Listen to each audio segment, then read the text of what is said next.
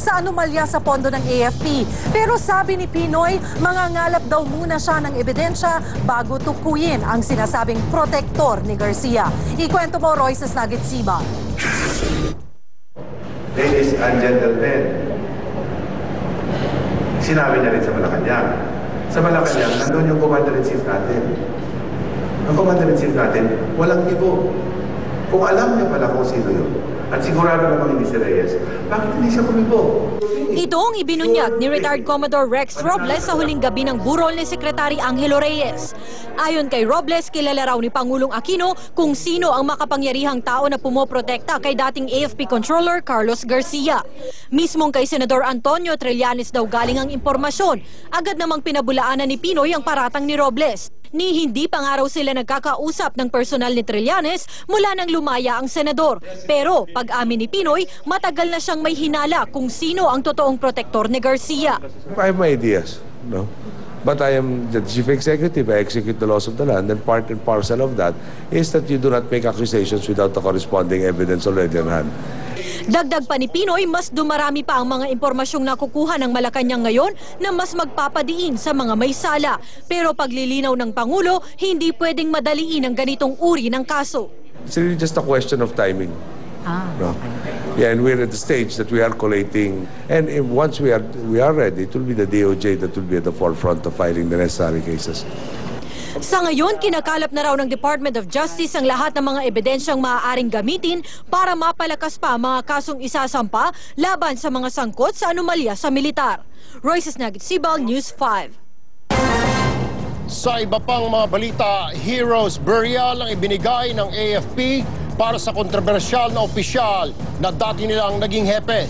Ang mga huling eksena sa libing ni dating Secretary at AFP Chief of Staff Angelo Reyes sa report ni Eric Montas. Sa bungad pa lang ng libingan ng mga bayani, naging taimtim na ang pagsalubong kay retired General Angelo Reyes. Saktong alas 12 ng tanghali, binigyan si Reyes ng 19-gun salute, tradisyon para sa mga naging AFP Chief. Nagbigay rin ng huling saludo sa dating boss ang mga hanay ng Army, Navy at Air Force.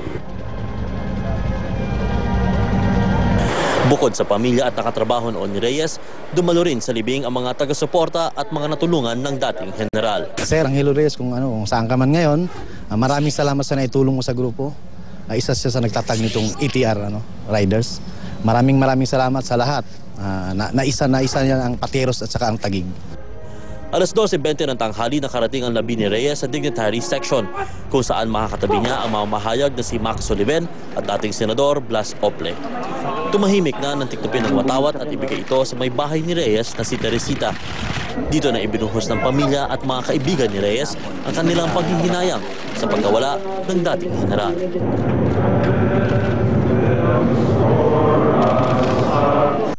Pagkatapos ng libing, pinakawalan ng pamilya ang mga puting lobo at mga paru-paro. Sa paniniwalang tatahimik dito ang kaluluwa ni Reyes. Eric Montas, News 5. Pinilit magpakatatag ng pamilya ni dating AFP Chief Angelo Reyes nang ihatid na nila ang kanyang mga labi sa libingan ng mga bayani kahapon. Ayaw daw muna nilang pag-usapan ang posibleng pagpapatawag sa kanila sa Senado. Trish Roque, ikwento mo. Ngumingiti man, bakas pa rin ang lungkot sa mukha ni Teresita Reyes at sa lima niyang anak na sina Boji, Jet, Mark, Carlo at Judd sa araw ng libing ng kanilang padre de pamilya. Lalo nilang naramdaman ang pangungulila sa huling misa para kay Reyes.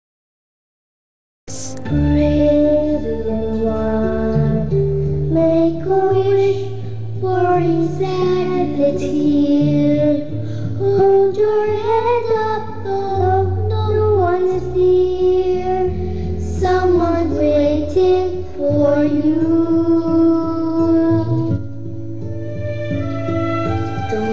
Hindi rin nila napigilan ang kanilang damdamin nang kumanta ang ilan sa mga apo ni Sec Angie. Nagbigay pa ng mensahe ang apo niyang si Andy. But he is my favorite love in the whole world. He is now my guardian angel. I love him very much.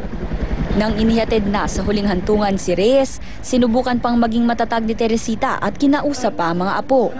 Pero hindi na kinaya ng anak na si Mark ang pagbuhos ng emosyon.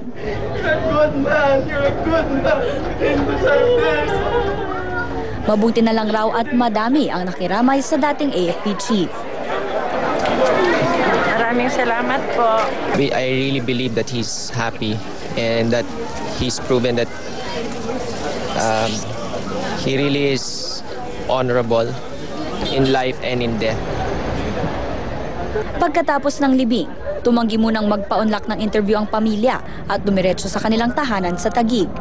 Hindi raw muna iniisip ng pamilya ang anumang investigasyon o hearing kung saan maaari silang masangkot.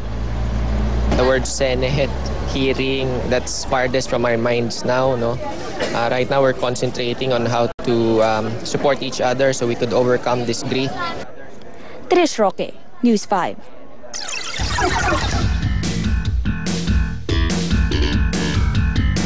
Sa Aksyon Sports naman tayo, nagsimula ng victory parade ng Talk and Text sa Araneta Center matapos nilang magkampiyon sa PBA Fiesta Cup. Para sa update, makakausap nating live si Chiki Roa Puno mula sa Araneta. Chiki, kumusta na dyan? Erwin, 2 taon din ang inintay ng Talk and Text, tropang texters bago na nila makamit muli ang kampyonato sa All Filipino Conference dito sa PBA. Kaya naman, lubos-lubos ang kanilang pagse-celebrate at tuloy-tuloy pa rin 4 na araw bago magsimula ang second conference sa Governor's Cup. Ngayong araw ng puso ay umikot-ikot sila dito sa Araneta Center kasama ang 2011 candidates ng Binibining Pilipinas upang magpasalamat sa kanilang napakaraming fans. At kasama man nila ang magagandang babae, mamaya makikipag-Valentine's pa rin naman sila sa kanilang mga misis. Kompleto ang kupunan ngayong araw na ito, kasama siyempre ang mga star players ng Talk and Text na tropang texters. Kabilang dyan sina Ali Pic, Harvey Carey, Kelly Williams at ang co-MVP si Jimmy Alapag at si Jason Castro. At kasalukuyang pinauna kanila ang kanilang mga fans sa isang autograph signing session habang inaabangan ang fireworks display mamayang alas 7. At pagkatapos dito ay mamimigay din sila ng mga libreng tickets sa isang screening ng Game 6 victory na nangyari nitong 2 linggong nakaraan kung kailan nakamit ng Talk and Text Texters ang kanilang kampyonato. At pagkatapos naman yan, kagaya na sinabi ko, Erwin, tuloy ang Valentine's Day para sa mga team players dahil kadate para nila ang kanilang mga misis sa isang special screening, ang advanced screening ng Black Swan na inaalay para sa ating mga champions. Yan muna ang latest mula dito sa Araneta Center. Erwin, back to you. Maraming salamat sa iyo, Chiki Roa Puno. Sa aksyon, weirdong forma ng mga idolo nating singer, tampok sa taunang Grammy Awards.